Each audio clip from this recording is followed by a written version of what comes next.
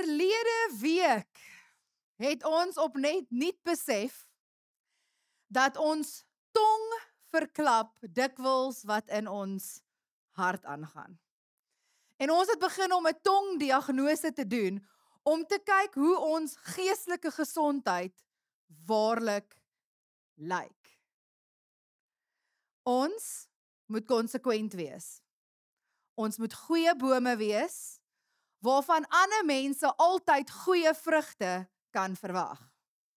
Ons moet 'n skoon fontein wees wat suiwer water voortbring en ons moet 'n getuienis van 'n godsdiens hê waar ons hart, ons woorde en ons dade ooreenstem met mekaar. En dit is hoekom Jakobus vir ons gesê het dat as jy nie jou tong kan beheer nie, is jou godsdiens vergeefs. En hy kom en hy gee vir ons 'n hele paar voorbeelde om vir ons 'n prentjie te skets oor die belangrikheid van ons woorde. En ek wil sommer reguit inspring in Jakobus 3 vanoggend in. En ek wil lees van vers 2 tot 6 en ek wil hê jy moet 'n gedagte hou nou dat ons tong moet ons in toom hou. Hoekom? Jakobus 3 vers 2 sê, ons maak almal baie foute. Maar 'n mens wat sy tong in toom kan hou, kan dit ook met sy hele liggaam regkry. En ek wil hier stop en ek wil hierso sê, as ons nie ons tong in toom kan hou nie, ek wil jou waarborg gee, jy gaan jou liggaam in toom kan hou nie. Want besef jy dat jou tong het tot 'n groot mate 'n invloed op jou liggaam. Wat jy spreek sal jou liggaam dikwels volg. En so met hierdie gedagte in julle koppe oor 'n klein liggaamsdeel wat 'n groter liggaam kan beheer, kom gee Jakobus vir ons 'n paar voorbeelde van ander klein dinge wat 'n groter voorwerp beheer. In vers 3 sê hy, net as ons stange in hulle bek gesit het, gehoorsaam perde ons en het ons die hele dier onder beheer. En 'n klein roertjie maak dat 'n groot skip draai net waarheen die stuurman wil, selfs wanneer sterk winde waai. So is die tong ook iets kleins en tog kry dit groot dinge reg. 'n Klein vuurtjie kan 'n groot bos aan die brand steek. En luister na hierdie laaste vers. Die tong is ook 'n vuur. Dit is vol dinge wat jou verhouding met God kan bederf. Want as jy nie jou tong in toom kan hou nie, is jou godsdiens vergeefs. Dit kan jou hele lewe in vlamme laat opgaan, want die duiwel steek dit aan. So nie net verklap die tong ons geestelike en emosionele gesondheid nie, maar by uitnemendheid is ons tong ook 'n instrument van seën of van vloek. En daarom wil ek vandag graag die vraag vir ons almal vra. Is my mond reg ingestem? Of soos ons in Engels sal sê, is my mouth in tune or out of tune? Nou moenie worry nie, jy hoef nie 'n musikale agtergrond vanoggend te hê om die boodskap te verstaan nie. Ons gaan ons kyk na die gitaar se samestelling. En ek gaan kyk om vandag die Bybelse beginsel van hoe om jou tong te beheer kan toepas op 'n gitaar. So kom ons kyk eerstens. As jy na die gitaar kyk, beteken dit veel as hy net daar staan en mooi lyk? Nee, hoekom nie? Want die gitaar is 'n instrument, nie 'n ornament nie. En dieselfde kan ook gesê word vir my en jou. Die Here het ons gemaak om 'n instrument in sy hande te wees. Maar te dikwels kies ons as mense om onsself eenkant te plaas en Christen ornamente te word. Dis nie waarvoor ons geroep is nie. Ons is 'n instrument, nie 'n ornament nie. Tweedens, kom ons kyk bietjie na die samestelling van 'n gitaar. En asseblief verskoon die Engelse terme wat ek nou gaan gebruik. Dis nou maar net hoe dit is en hulle almal gaan dit verstaan. As jy na 'n gitaar kyk, waaruit bestaan 'n gitaar? Eerstens, hierdie gedeelte noem ons the body. Logies, nee. It kind of comes in all shapes and sizes. Dan is daar hierdie, die nek. The head, the strings, and the tuning pegs. Dis basies genoeg, nee. Almal verstaan. En ek hoop julle almal sien daarom die ooreenkomste wat ek nou wil tref tussen die twee. Want ons as mense het ook 'n liggaam, which comes in all shapes and sizes. Ons almal het ook 'n nek.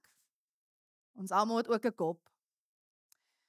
En vir my verteenwoordig die snare, die tong, die mond, dit wat klank genereer.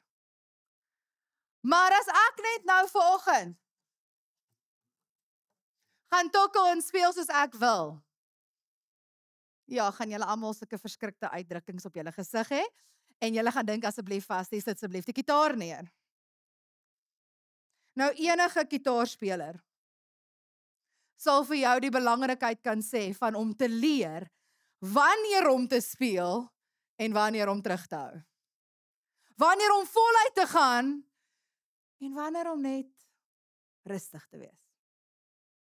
En so moet ons as kinders van God ook leer wanneer om stil te bly.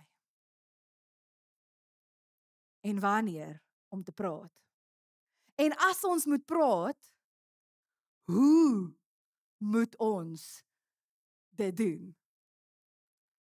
En so baie van ons as mense, ons praat doodgewoon, te maklik, te veel, te gou en te onnadenkend. En dit is hoekom Spreuke 12 vers 18 sê die 12 vers 18 sê die volgende: daar is een wat onverskillig woorde uitspreek soos swaardsteke, maar die tong van die wyse is genesing. En hierdie word bevestig in die Nuwe Testament. In Jakobus 1 vers 19 sê hy: my geliefde broers en susters, wees meeste kere. Julle, die woorde is belangrik in die Bybel. Wees altyd gou om wat te doen? Te luister. Maar nie te gou om te praat nie. En nie te gou om kwaad te word nie. Hoekom sê hierdie twee goeie saam? Want wanneer ons te gou kwaad word, is wanneer ons te gou verkeerde dinge sê. Kwaad word woede en verkeerde woorde loop hand aan hand.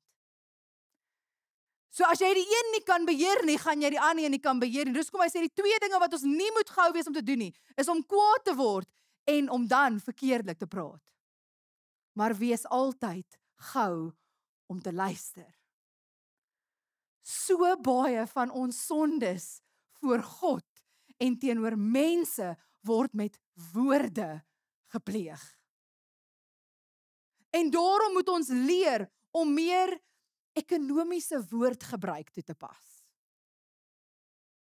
Ons woorde moet wees soos 'n gesogte geldeenheid. 'n Klein bietjie het groot waarde. Dit moenie 'n gedevalueerde geldeenheid wees waar jy 'n hele pak note moet uithaal, maar is eintlik min werd nie. ons verkeerde en ons onnodige woorde.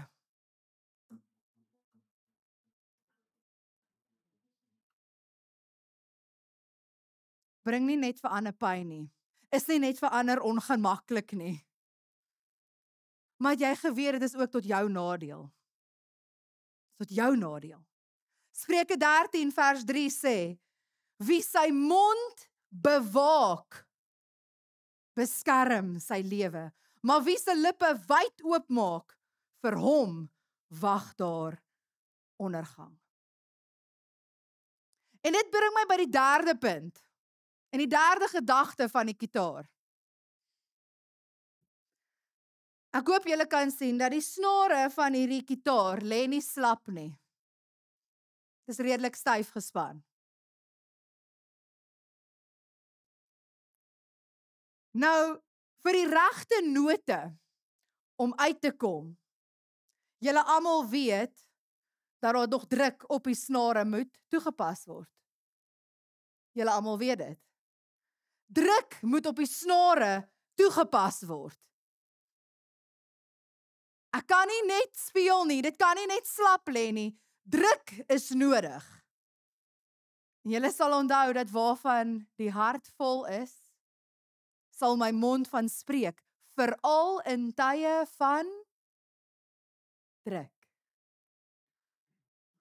Het ons nie juis 'n ruk gelede gepraat oor hoe ons as Christene moet jubel in moeilike tye, in tye van druk nie? Hoekom? Hoekom moet ons juis jubel wanneer daar druk op ons geplaas word?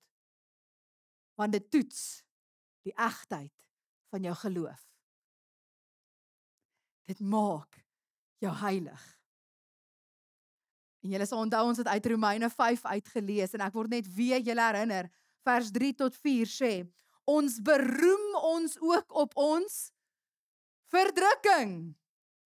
Omdat ons weet, verdrukking bewerkstellig volharding en volharding lei tot betroubaarheid en betroubaarheid tot hoop. Dan die laaste punt wat ek wil maak oor die kitaar. Weet julle dat ek kan die regte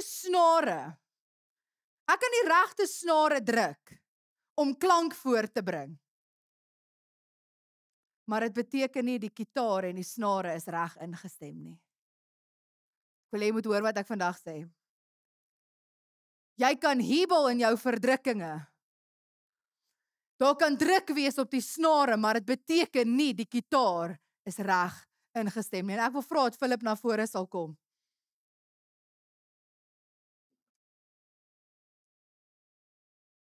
Kom ons gaan gou vinnig weer deur hierdie. Eerstens, elkeen van ons is soos hierdie kitaar, is ons 'n instrument. Ons is nie 'n ornament nie. Ons is 'n instrument. En ons moet kies om onsself oor te gee in die hande van die een wat ons gemaak het, ons Vader. En wanneer ons onsself oorgee aan die Here, besef julle dit is dan die Here wat jou liggaam, jou kop, jou gedagtes en jou woorde sal lei. Hoekom? Want jy's in sy hande. En ons weet ook dat alles sal ten goeie meewerk, selfs jou verdrukkinge sal ten goeie meewerk. Hoekom? Want jy het hom lief. Jy's in sy hande. En jy is geroep volgens die doel wat hy jou gemaak het. Maar julle, hierso is die kruks van wat ek vandag by julle wil kom laat land. Jy kan vandag dalk daar sit en sê, Here, ek besef, ek is al klaar 'n instrument in u hande. Here, ek probeer regtig dat u my woorde lei, dat u my dade lei, my liggaam lei. Here, ek wil selfs jubel in my verdrukkinge, maar iets is nog nie reg nie. Weet jy wat kan dit dalk wees? Daar's een ding wat ek uitgelos het. Die tuning pegs. Jy sien, ons gaan lewenslank op die Heilige Gees moet vertrou om ons reg in te stem. Want al die ander goeters kan mooi lyk vir mense, totdat daar woorde uit ons mond uitkom. Lewenslank gaan ons op die Heilige Gees moet vertrou om ons reg in te stem. Anders gaan ons vals klink. En so Philip speel vir ons 'n paar note daar.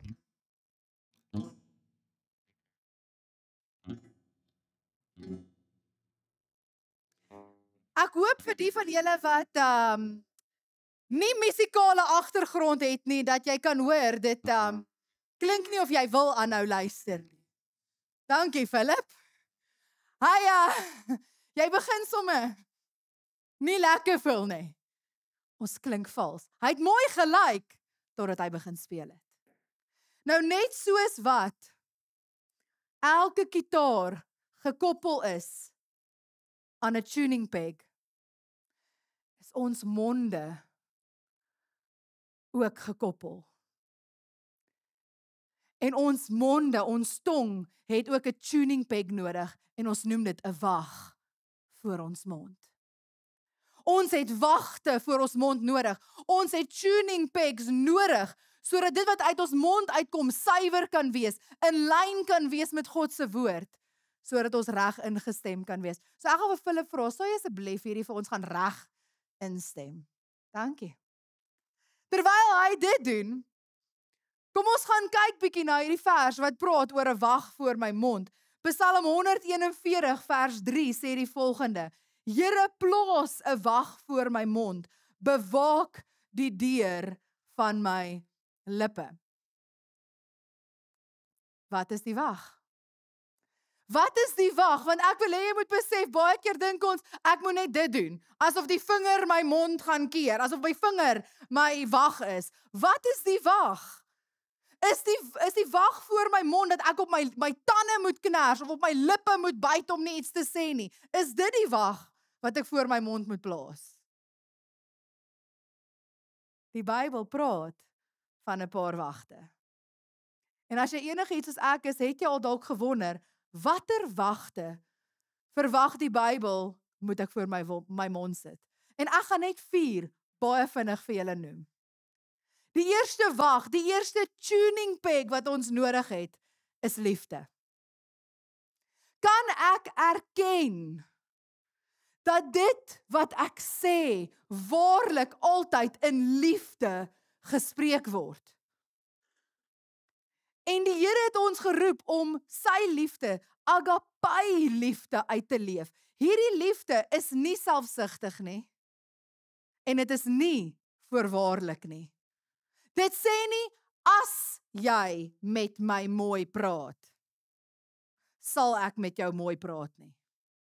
Nee.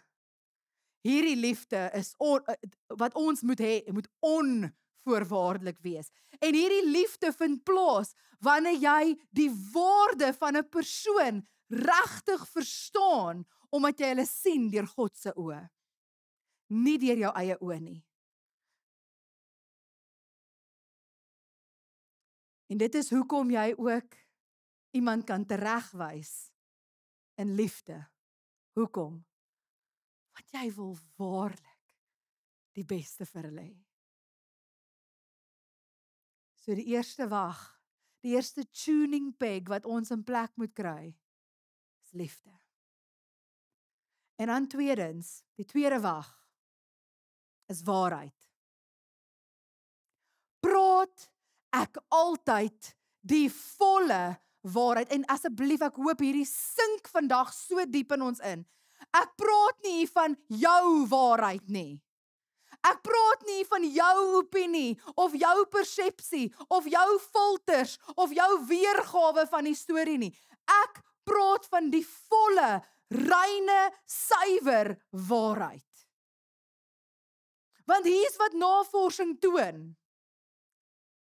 In enige vertrek wat jy inloop, toon navorsing dat net 10% van mense altyd die waarheid sal praat, in alle omstandighede.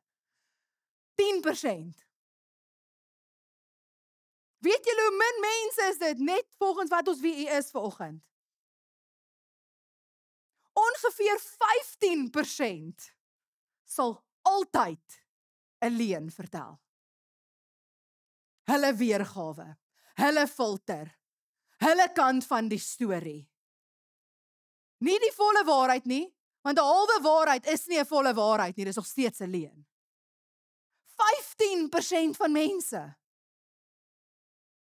Dit beteken dat meeste mense, want julle vinnig wiskunde kan doen, dit beteken ongeveer 75% van mense, kan jy weet, hulle sal die waarheid aanpas volgens hulle omstandighede. En of dit hulle negatief gaan 'n impak hê op hulle lewe. Nou ek weet dis vir ons maklik, want nou dadelik dink ons, nou kyk ons, net 10% van mense gaan vir my die waarheid vertel. Ons wys nie vingers nie. Ek wil vir jou vra, as ander mense in die vertrek sit, in watter groep sal hulle jou sit? Dis baie maklik om te sê, ja, ander mense vertel. Ek wil vir jou vanoggend vra, in watse groep val jy? In watse groep dink mense val ek vanoggend? Weet hulle dat ek altyd die waarheid sal praat, of is dit dadelik, wat kan ek van jou verwag vandag? 'n Goeie vrug, 'n slegte vrug. Hoe gaan jy omspin vandag? Wat dink ander mense van my? En julle, hierdie wag van waarheid is veronderstel om altyd op diens te wees. Jy kan hom nie af of aan diens vat soos wat dit jou pas nie. Hierdie wag moet op sy pos bly. En ek wil ook so mense duidelik maak, liefde en waarheid sluit mekaar nie uit nie. Dis nie die een of die ander nie. Hierdie twee versterk mekaar. Dit is hoekom Efesiërs 4 vers 15 in die King James Version sê hy reguit, speaking the truth in love. Want jy sien, om die waarheid te deel sonder liefde, is dus om operasie te doen sonder narkose. So ek wil jou vra vanoggend. Ek wil elkeen van ons vra vanoggend. Is hierdie twee wagte, is hierdie twee tuning pegs van waarheid en liefde, is hulle reg ingestem vanoggend? En dan kom ek by die derde wag, of die derde tuning peg. Waarde. Is dit waardevol? Is dit regtig noodsaaklik dat ek dit moet sê? Die woorde wat ek praat, kan dit 'n sinvolle bydra lewer tot 'n gesprek? Kolossense 4 vers 6 maak dit vir ons baie, baie duidelik. Dit sê, met woorde wat? Dankie vir daai woord. Altyd. Altyd vriendelik en sinvol. Wat altyd vriendelik en sinvol is, moet jy gereed staan om die regte antwoord vir elke mens te gee. Is wat uit jou mond uitkom regtig van waarde? Of loop mense weg en dink, okay, maar hierdie was 'n mors van my tyd. Hierdie persoon het net nonsens gepraat. En so ek wil vra, is die wag van waarde voor ons monde? En ek voordat by die vierde een kom, ek het regtig hard probeer om hierdie wagte vir julle so maklik as moontlik te maak om te onthou. Maar ek kon nie 'n weewoord kry vir liefde nie. So ek hoop julle sal onthou, die wagte is liefde en dan die 3 W's. Liefde, waarheid, waardevol en wysheid. Die laaste wag is die wag van wysheid. Wag ek tot op die regte tyd om die regte woorde te deel. Want jy sien, jy kan iets sê van waarde. Jy kan die volle waarheid sê en jy kan dit in liefde spreek, maar as jy dit op die verkeerde tyd gaan doen, gaan dit skade veroorsaak. gaan skade veroorsaak. En daarom het ons hierdie wag van wysheid nodig. Hierdie wag van wysheid wat die vrede van die Heilige Gees is, dat die Heilige Gees die een sal wees wat die woorde sal vrylaat vir my om te deel. Die waardevolle waarheid in liefde op die regte tyd. En ek wil Philip weer vorentoe roep met sy gitaar. En ek wil hê soos wat hy kom en hy net vir ons gaan begin speel. Wil ek hê jy moet besef soos wat hy nou die tuning pegs moes gaan draai het om die gitaar reg in te stem. Mag die Heilige Gees ook nou daar waar jy sit, mag jy ervaar dat hy ook vir jou vanoggend vra, is jou wagte op ons, is hulle op diens? So kom ons luister, Philip.